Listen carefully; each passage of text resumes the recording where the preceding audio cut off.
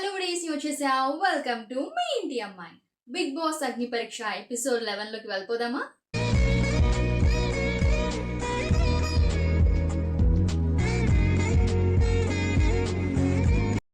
Jury అప్పుడప్పుడు భయపెట్టడం మాత్రమే కాదు, అప్పుడప్పుడు ప్రేమను కూడా కురిపిస్తూ ఉంటారు.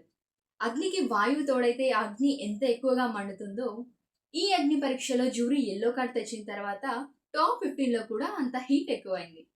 మరి ఈ ఎపిసోడ్ లో జ్యూరీ టాప్ 15 కి ఎలాంటి పరీక్షలు పెట్టబోతున్నారు, ఆ పరీక్షలన్నింటినీ టాప్ 15 ఎలా ఎదుర్కోబోతున్నారు అనేది లేట్ చేయకుండా ఈ ఎపిసోడ్ లో చూసేద్దాం. ప్రతి విషయంలో ఆలోచించి నిర్ణయం తీసుకోవడం ఎంత ఇంపార్టెంటో, అంచనా వేయడం కూడా అంతే ఇంపార్టెంట్.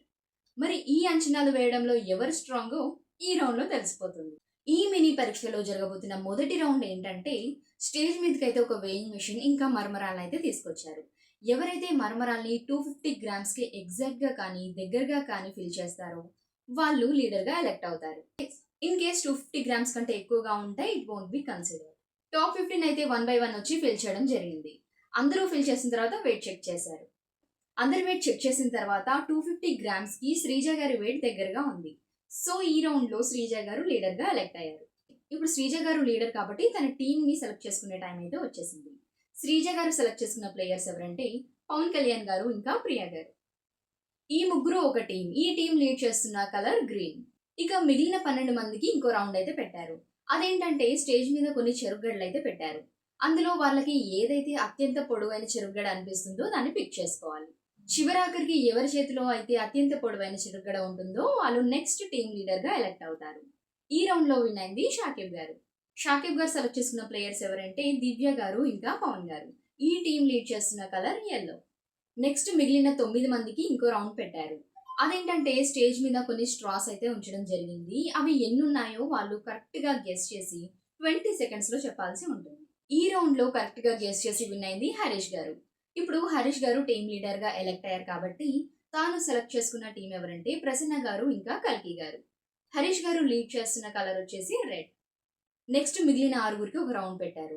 అదేంటంటే వాళ్ళకు కొన్ని పొటాటోస్ ఇచ్చి అందులో నుండి అత్యంత బరువైన పొటాటోని పిక్ చేసుకోమని చెప్పారు. ఈ రౌండ్ లో విన్ అయింది శ్వేత గారు. శ్వేత గారు పిక్ చేసుకున్న టీం మెంబర్స్ వచ్చేసి నాగ గారు ఇంకా అనుష గారు. వీళ్ళు లీడ్ చేస్తున్న కలర్ బ్లూ. ఇక చివరిగా మిగిలిన ఆ ముగ్గురు ఎవరంటే శ్రేయ గారు, డాలియా గారు ఇంకా మనీష్ గారు. ఈ ముగ్గురులో టీం లీడర్ గా ఎలెక్ట్ అయింది శ్రేయ గారు. ఇప్పుడు జరగబోయే మెయిన్ పరీక్ష ఏంటంటే ఇందులో 4 రౌండ్స్ వస్తాయి. ఈచ్ టీం నుండి 1 మెంబర్ వచ్చి ఆడాలి. అక్కడ ఒక బెలూన్స్ విత్ రాడ్స్ సెటప్ అయితే పెట్టారు. అందులో డిఫరెంట్ కలర్స్ ఆఫ్ బెలూన్స్ అయితే ఉన్నాయి. అన్ని కలర్స్ బెలూన్స్ లో నుండి బ్లాక్ కలర్ బెలూన్ మాత్రం కింద పడకుండా ఆ రాడ్ ని బయటకు తీయాల్సి ఉంటుంది.